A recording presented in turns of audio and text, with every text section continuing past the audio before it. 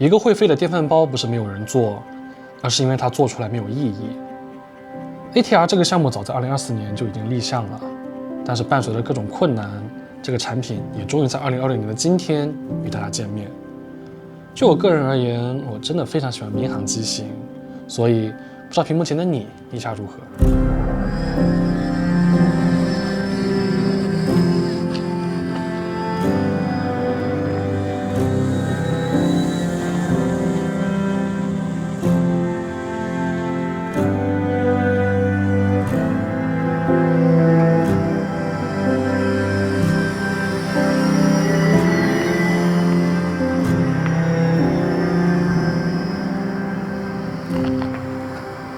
？ATR 实话说不是一个非常好做的机型，也正如我前面所说的，我们花费了近乎1年多的时间来进行优化，才能获得前面所展示出来的飞行效果。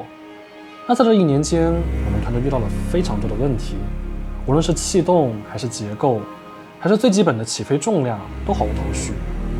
哪怕我们想在市面上找一个现成的产品参考都没有，相近的、类似的或纯定制的，我们都研究过，但是对于我们的研究几乎没有帮助。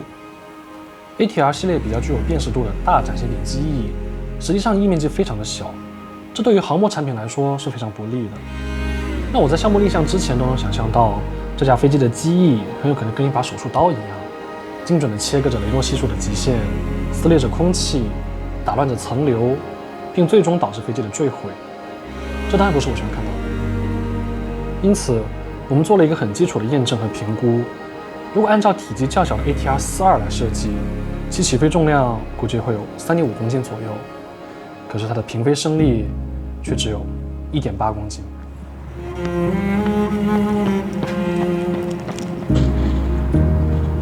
要死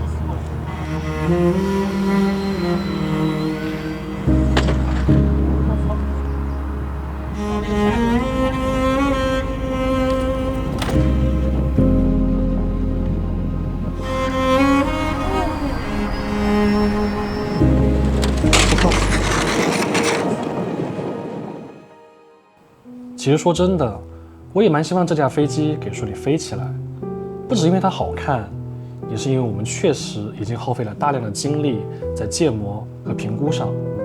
这当然是一种沉没成本，但是最关键的问题是，如果一架飞机它做出来了却不能飞，我会觉得特别的可惜。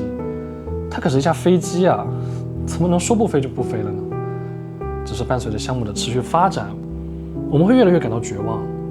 因为我们似乎想明白了一件事情，就是当我们发现这个东西市场上它没有的时候，并不是因为它真的很空缺，真没有人做，而是很有可能它真的费力不讨好，到头来反而还有可能失败。当3大航模巨头都不做这个项目的时候，可能它就是没有继续做下去的意义，可能它就只是个电饭煲，对，飞不起来电饭煲。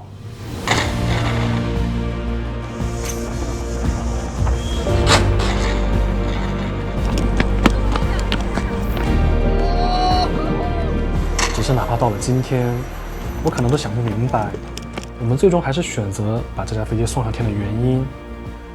或许是抱着干就完了的心态，或是不撞南墙不回头的决心。只是过程无非不就是多画图，多优化一下设计，多费事组装一下，搭配一个大一点的动力，然后就硬着头皮飞。哪怕是把飞机给吊起来呢，我想知道一个结果。所以我们最终还是在2025年的10月30号把飞机给搓了出来，带着4公斤的起飞重量滑上跑道，准备进行一次没有胜算的飞行。准备，进空，解锁，走起。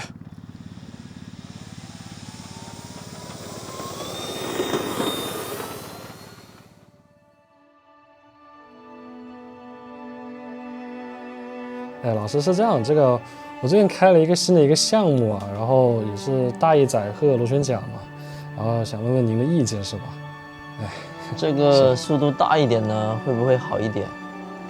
或者说我们优先保证一下强度？哎，这个不都必须的嘛，是，但是速度大了，它的稳定性可能又没那么好。所以想看有什么其他的一些办法。哎，是啊，或者说你是发泡呢？不然的话，超重可就真的飞不起来了。这样吧，就是不推荐的意思了。哎，是啊？为什么不做啊？旭森呐，一个会飞的电饭煲，它不是没有人做，就是因为它做出来没有意义，你懂吧？走起！